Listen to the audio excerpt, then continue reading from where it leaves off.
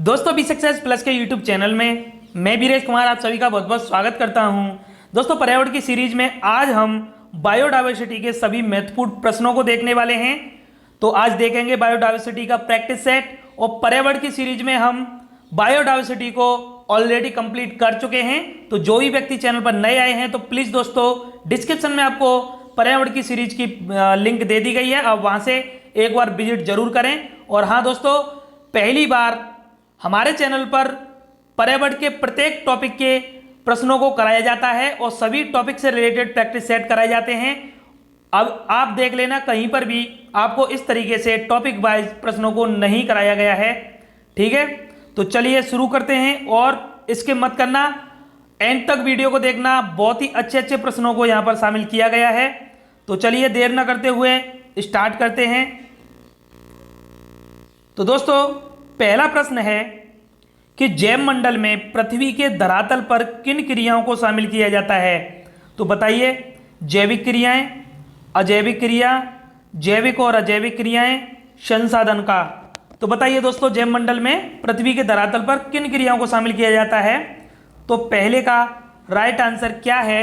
तो जो भी व्यक्ति चैनल पर हमारे जुड़े हुए हैं और पर्यावरण की सीरीज के साथ जुड़े हुए हैं, जो शुरू से देख रहे हैं, उन्हें बहुत अच्छे से पता होगा हमने बायोडायवर्सिटी को फुल डिटेल में कवर किया था, और बाकी के जितने भी टॉपिक कराए जा रहे हैं हमारे चैनल पर सभी को फुल डिटेल में कराया जा रहा है। एक बार आप जरूर देखें। ठीक है दोस्तों, आपको इस तरीके की वीडियो और पर्यावरण की सीरीज कहीं नहीं मिलेगी, और प्रत्येक टॉपिक के प्रैक्टिस सेट आपको कहीं नहीं मिलेंगे, किसी ने नहीं कराए होंगे जो हम आपको टॉपिक वाइज महत्वपूर्ण प्रश्न दे रहे हैं। ठीक है दोस्तों, तो प्लीज वीडियो अच्छी लगे तो वीडियो को लाइक करना, चैनल को सब्सक्राइब करना, दोस्तों में शेयर करना, ठीक है, और बेल आइकन पे प्रेस जरूर करना, जिससे कि समय से आपको नोटिफिकेशन मिल सके।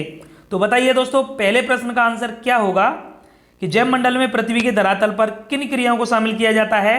तो इसका जो राइट आंसर है वह है जैविक और अजैविक क्रियाएं। कौन सी? जैविक और अजैविक क्रियाएं।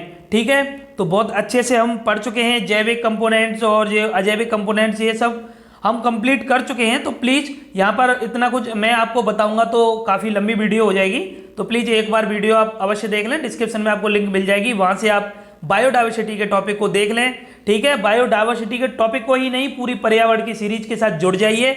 और दोस्तों इतनी अच्छी तैयारी आपको कहीं नहीं मिलेगी। ठीक है, चलिए दूसरा प्रश्न देखते हैं। कौन सा अनुकूलन विशेष उद्दीपन के प्रति अनुक्रिया से उत्पन्न होता है।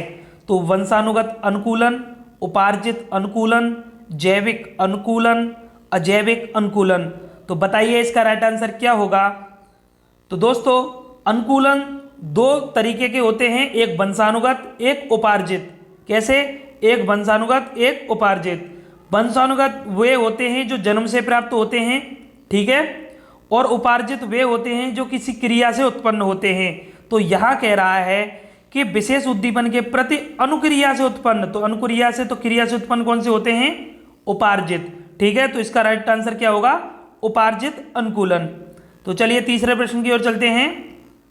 समस्त जीव मंडलीय क्रियाएं घटित होती हैं। तो बताइए सभी समस्त जीव मंडलीय क्रियाएं कहाँ पर घटित होती हैं। तो धरातल की ऊपरी सतह पर, दुर्बलता मंडल में, मेंटल में, या क्रोड में।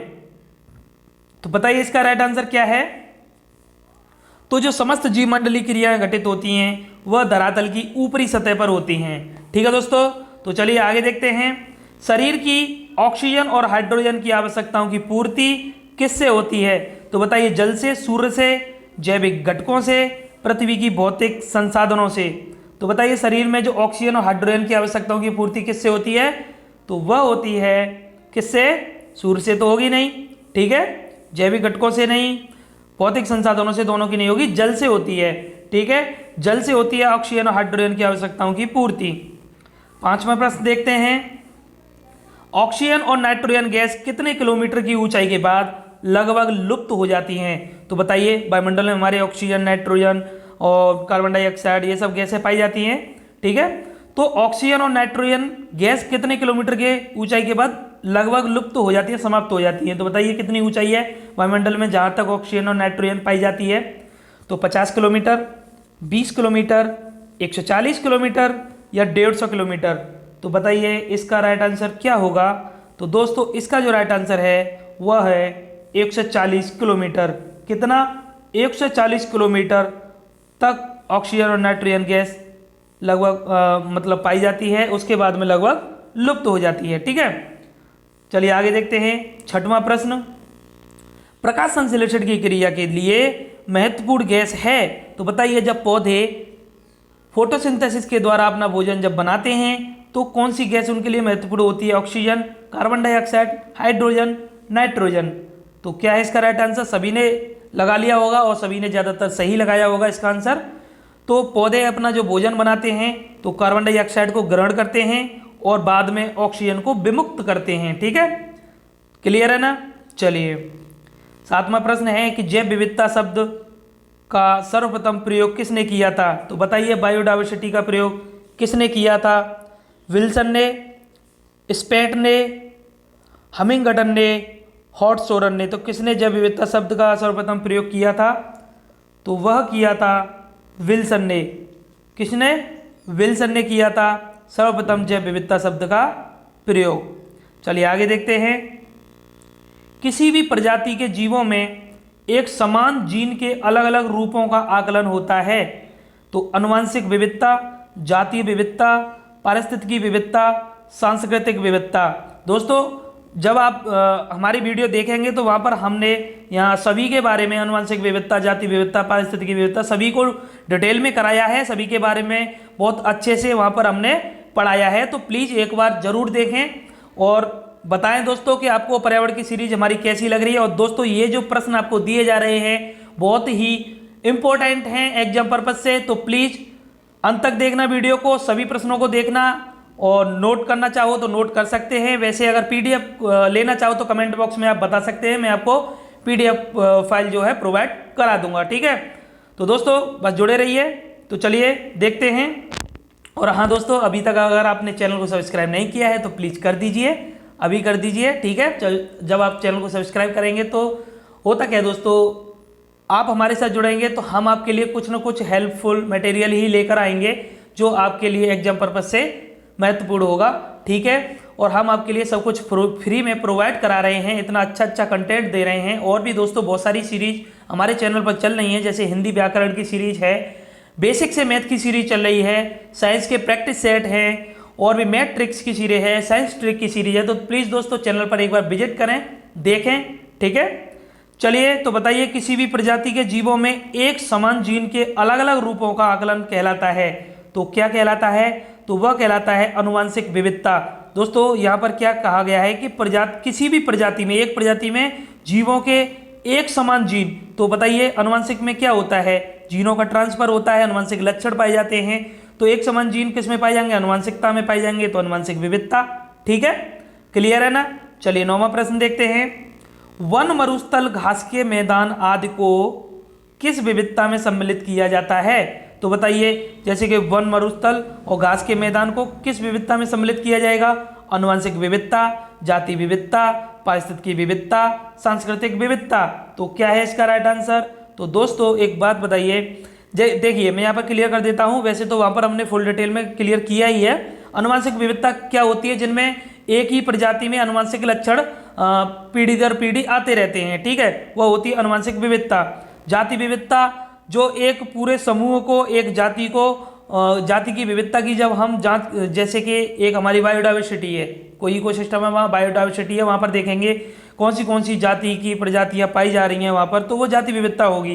पारिस्थितिकी विविधता क्या होती है? जो अलग अलग इकोसिस्टम होते हैं, जैसे ये अलग हमारा एक इकोसिस्टम है, ये हमारा अलग इकोसिस्टम है, ये वन का है, ये घास का है, ये समुद्र का है, या मरुस्थल का है। तो ये सब इकोसिस्टम अलग अलग हैं, तो उसकी जो विविधता होती है अलग अलग, वह आती है पारिस्थितिकी विविधता में। तो यहाँ पर अलग अलग बात की जा रही है, वन, मरुस्थल और घास के मैदान, तो ये दोनों किस में आएंगे? पारिस्थितिकी विविधता में आएंगे। ठीक है दोस्तों, क्लियर है ना।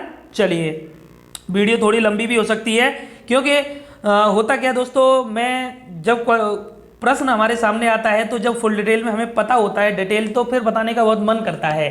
तो जब बात है तो दोस्तों ज़्यादातर हम टॉपिक से रिलेटेड ही करते हैं, जैसा कि आपको पता होगा, फालतू की बातें मैं करता नहीं हूँ।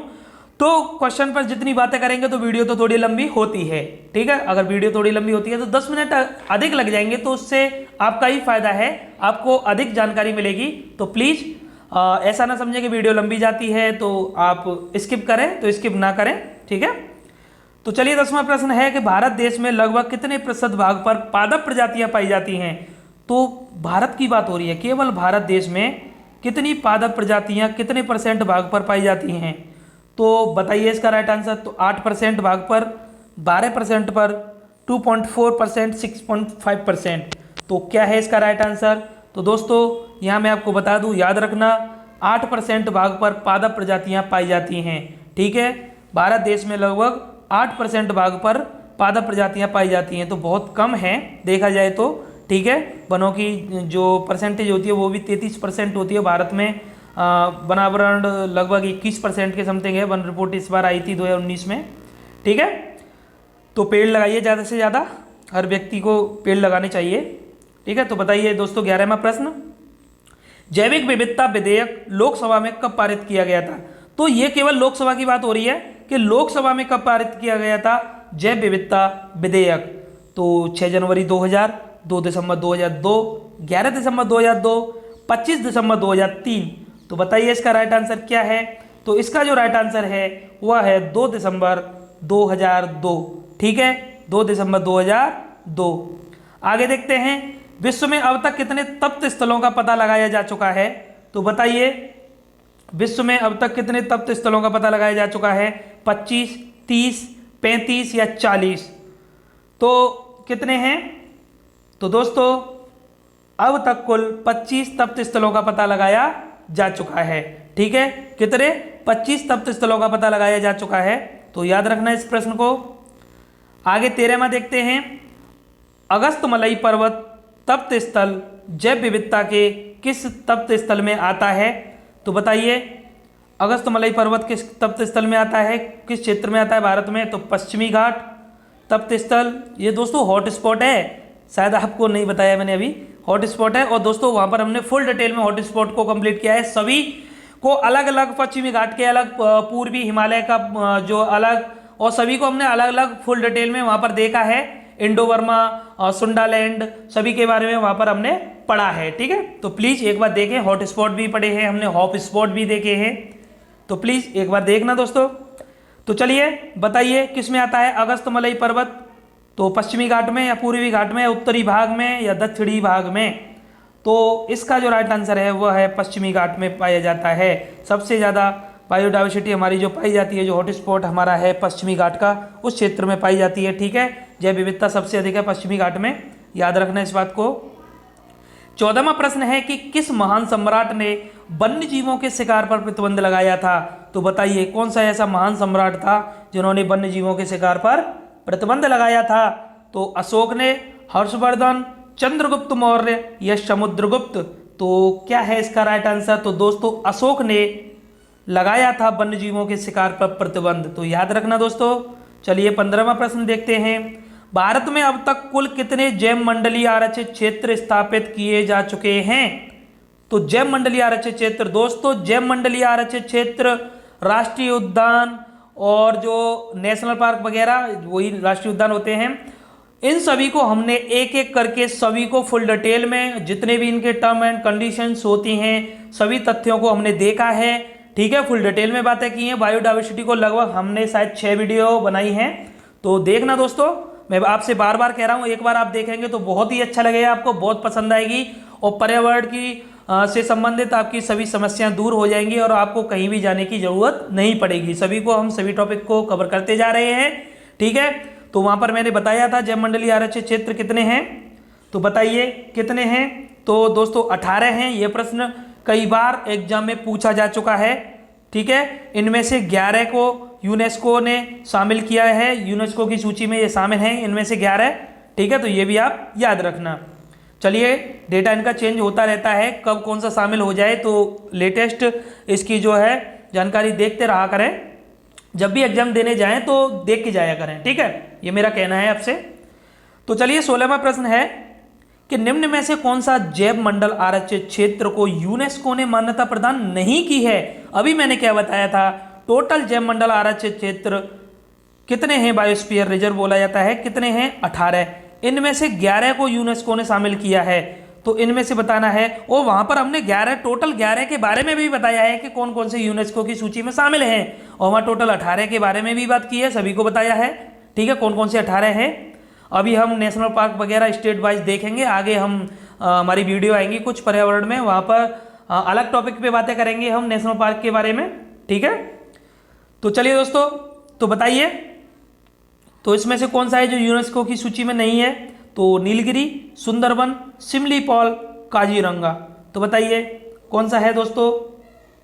तो इसका राइट आंसर है काजीरंगा, जो असम में है। एक सींग वाला गैंडा पाया जाता है ना। मानस और काजीरंगा 2 पाए जाते हैं, याद रखना। सभी के बारे में चर्चा करेंगे, चिंता मत करिए, छोड़ेंगे कुछ नहीं।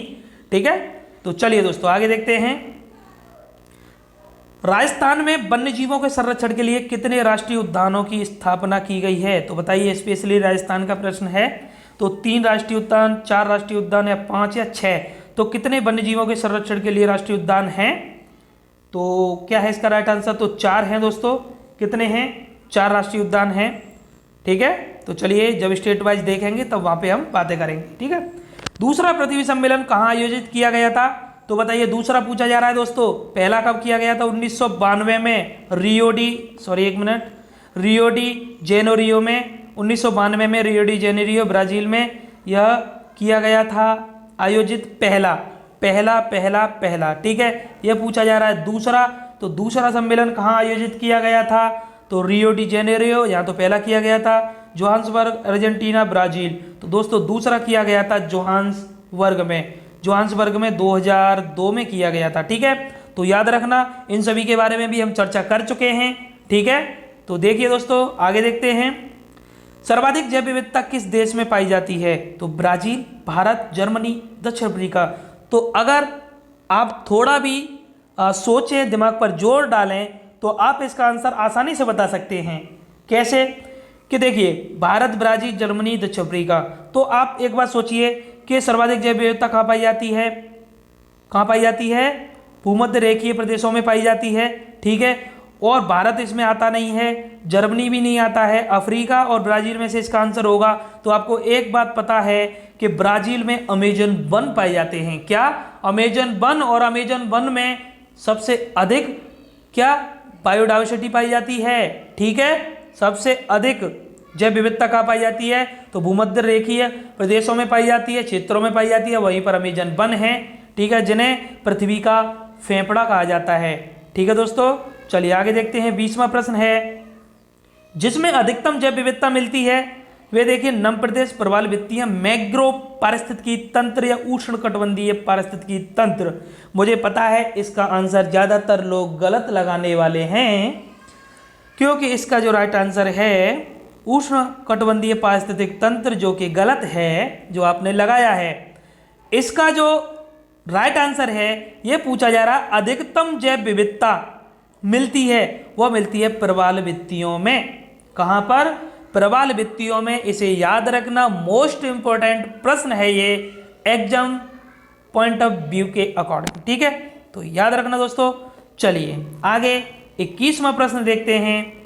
कथन दिए हैं, इस टाइप के प्रश्न आजकल एग्जाम में बहुत पूछे जाते हैं। ठीक है, अब पेपर टफ लेवल का थोड़ा आता है, तो इसी तरीके के प्रश्न वहां पर सम्मिलित किए जाते हैं। तो पहला कथन है कि जीव मंडल ऊर्जा और पोषक तत्वों के चक्रीय प्रवाह पर आधारित है। मतलब जीव मंडलीय जो ऊर्जा है पोषक तत्वों के चक्रीय प्रवाह पर आधारित है। दूसरा कथन क्या कहता है कि जैव मंडल पृथ्वी के धरातल पर केवल जैविक घटकों की परस्पर जटिल क्रियाओं का परिणाम है। तो बताइए, पहला सही, दूसरा सही, दोनों सही या दोनों गलत। तो इसका जो राइट आंसर है दोस्तों, वह है केवल पहला सही है, कि जो जैव मंडल जो ऊर्जा है वह पोषक तत्वों के चक्रीय प्रभाव पर आधारित है। दोस्तों जहाँ पर हम फूड चेन हमने वहाँ पर पढ़ी थी, ठीक है, वहाँ पर भी इसको देखा था। जो ऊर्जा होती है, सबसे पहले सूर्य से जो ऊर्जा पेड़ पौधे फोटोसिंथेसिस के द्वारा, देखिए मैं एक बार समझा देता हूँ, थोड़ा सा वीडियो लंबी हो रही है दोस्तों, कोई बात नहीं है, आप प्लीज़ देखिए, आपके लिए ही यह नॉलेजेबल है। जितनी आपको जानकारी यहाँ मिलेगी तो और रिवाइज हो जाएगा दोस्तों। आप जो भी भाई बहन हमारे रेगुलर हैं, जो जुड़े हुए हैं, जो टॉपिक्स देख चुके हैं, वीडियो देख चुके हैं, तो उनको और अच्छे से समझ में आ रहा होगा और उनको ये रियलाइज हो रहा होगा कि जो मैं करा रहा हूँ वह उनके लिए कितना ज़रूरी है, ठीक है। और वह स्किप करके कभी नहीं जाएंगे, वह एंड तक देखेंगे, चाहे 1 घंटे की वीडियो ना बन जाए, ठीक है। तो देखिए दोस्तों, जैव मंडलीय ऊर्जा पोषक तत्वों के चक्रीय प्रभाव पर आधारित है। कैसे कि सबसे पहले फोटोसिंथेसिस के द्वारा सूर्य से जो ऊर्जा आती है विकिरण किरण के रूप में, तो पौधे क्या करते हैं, इसी को रासायनिक ऊर्जा में परिवर्तित करके क्या कार्बनिक पदार्थों में इसे संचित कर लेते हैं खुद में। और जब फूड चेन हमारी चलती है, इसको जब प्रथम उपभोक्ता खाता है, प्रथम को द्वितीय खाता है, द्वितीय को तृतीय खाता है, इस तरीके से ऊर्जा का प्रवाह होता है। और पोषक तत्वों का चक्रीय प्रभाव यही तो होता है, इसी से ऊर्जा का ट्रांसफर होता रहता है। क्योंकि ऊष्मागतिकी का नियम कहता है कि ऊर्जा को न तो नष्ट किया जा सकता है न उत्पन्न किया जा सकता है, केवल एक माध्यम से दूसरे माध्यम में परिवर्तित किया जा सकता है। और दूसरा नियम कहता है ऊष्मागतिकी का कि ऊर्जा का स्थानांतरण करने में ऊर्जा का ह्रास होता है, ऊर्जा का ह्रास होता है, कमी होती है। तभी तो एक जैसे कि उपभोक्ता से दूसरे में या ऊर्जा के ट्रांसफर में 90% ऊर्जा का ह्रास हो जाता है। ये भी हमने वहाँ पर अच्छे से बताया है, जहाँ हमने पिरामिड पढ़े थे वहाँ पर ये चर्चा की थी, ठीक है।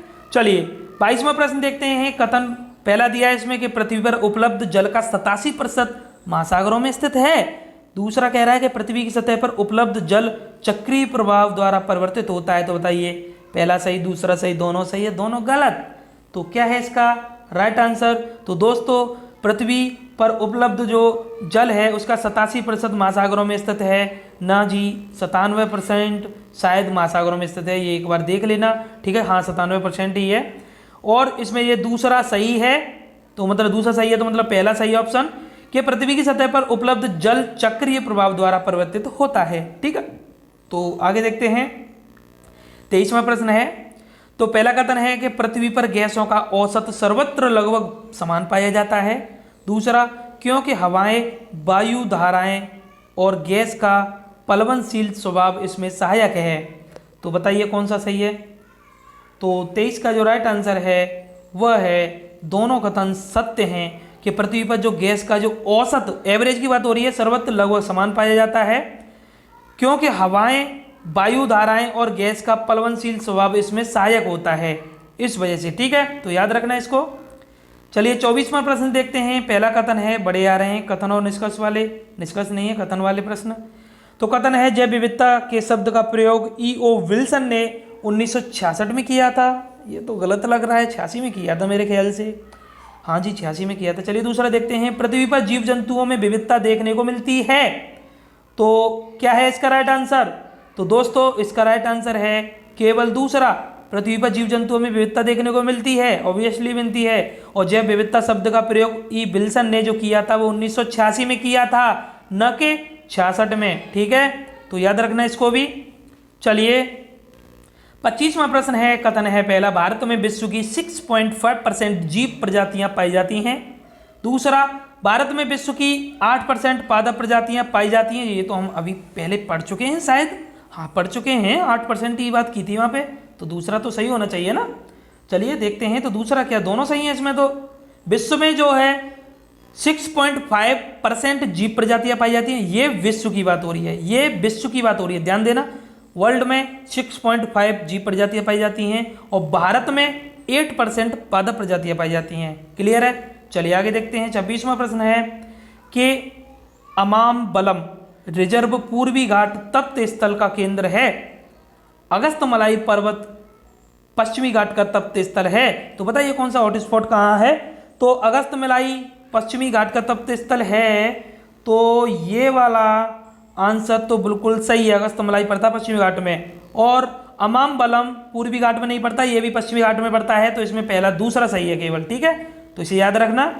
चलिए 27वां प्रश्न देखते हैं। इसमें भी कथन है, तो पूर्वी हिमालय का एक तप्त स्थल है जहां 11,540 पादप प्रजातियां स्थित हैं। दूसरा, पश्चिमी घाट तप्त स्थल में देश की लगभग 35% पादप प्रजातियां पाई जाती हैं। तो बताइए क्या है इसका राइट आंसर? तो दोस्तों, इसका जो राइट आंसर है तो केवल पहला सही है कि जो पूर्वी हिमालय है उसमें 11,540 पादप प्रजातियां स्थित हैं, लेकिन जो पश्चिमी घाट है उसमें 35% नहीं 25% पादप प्रजातियां पाई जाती हैं। तो इसे भी आप याद रखना, ठीक है। 28वां प्रश्न देखते हैं। कथन है पहला कि रावली टॉडगढ़ अभ्यारण्य अजमेर में स्थित है। दूसरा कथन कहता है कि जमवारामगढ़ जोधपुर में स्थित है। तो बताइए इसमें, ये राजस्थान के हैं दोनों, तो किस में है? राइट आंसर कौन सा है इसका? तो राइट आंसर है केवल पहला, रावड़ी टॉडगढ़ अभ्यारण्य अजमेर में स्थित है, ठीक है। जमवारामगढ़ जोधपुर में स्थित नहीं है, इसको सर्च कर लेना कहाँ पर है, ठीक है। चलिए 29वां कथन देखते हैं। UNEP, तो यहाँ पर तो फुल फॉर्म दी गई है, तो यूनाइटेड नेशंस इन्वायरमेंट प्रोग्राम बिल्कुल सही है। IUCN international union of conservation of nature and nature resources, तो ये भी सही है, दोनों ठीक है ना, ठीक है ना दोनों? हाँ दोनों सत्य हैं। फुल फॉर्म से भी प्रश्न पूछे जाते हैं, डायरेक्ट प्रश्न आते हैं दोस्तों, तो सभी की याद रखना आप। 30वां प्रश्न देखते हैं। कथन है पृथ्वी सम्मेलन द्वितीय दक्षिण अफ्रीका के जोहान्सबर्ग में 2005 में आयोजित किया गया।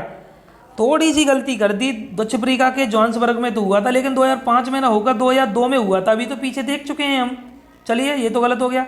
पृथ्वी सम्मेलन 1993 में ब्राजील देश के रियो डी जेनेरियो में हुआ था, इसमें भी मिस्टेक कर बैठे। 1992 में हुआ था पहला पृथ्वी सम्मेलन, हुआ था ब्राजील में हुआ था, रियो डी जेनेरियो में ही हुआ था, तो इसमें तो दोनों गलत होने ही चाहिए। तो हाँ बिल्कुल सत्य है, मतलब सत्य नहीं, दोनों सत्य हैं, ठीक है।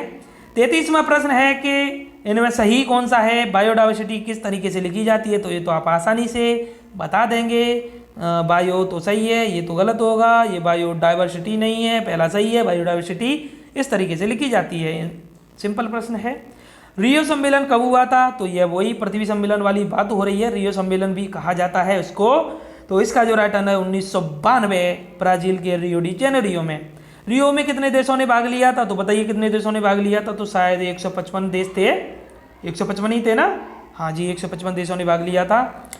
चलिए 34वां प्रश्न है। भारत सरकार ने वन्यजीव सुरक्षा अधिनियम कब पारित किया था? भारत ने वन्यजीव सुरक्षा अधिनियम, डायरेक्ट प्रश्न पूछे जाते हैं और इन प्रश्नों को आप कभी भी भूल से भी हल्के में मत लेना, ठीक है। बार बार आते हैं एग्जाम में, बड़े अच्छे से देखना। तो बताइए वन्यजीव सुरक्षा अधिनियम कब पारित किया गया था? तो 73, 93, 1972। तो 1972 में वन्यजीव सुरक्षा अधिनियम पारित किया गया था सबसे पहले। याद करो उस बात को, जब मैंने बताया था। अरे अभी तक आपने वीडियो नहीं देखी तो आपको क्या पता होगा?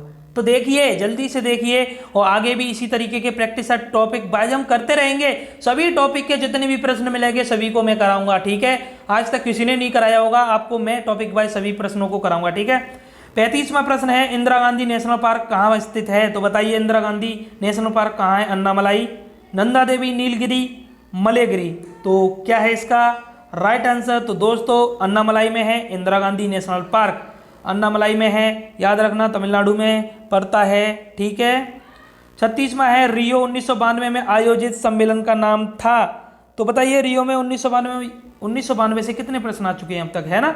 तो पृथ्वी सम्मेलन था ना उसका नाम? तो हाँ जी पृथ्वी सम्मेलन था, ठीक है, पृथ्वी सम्मेलन उसका नाम था।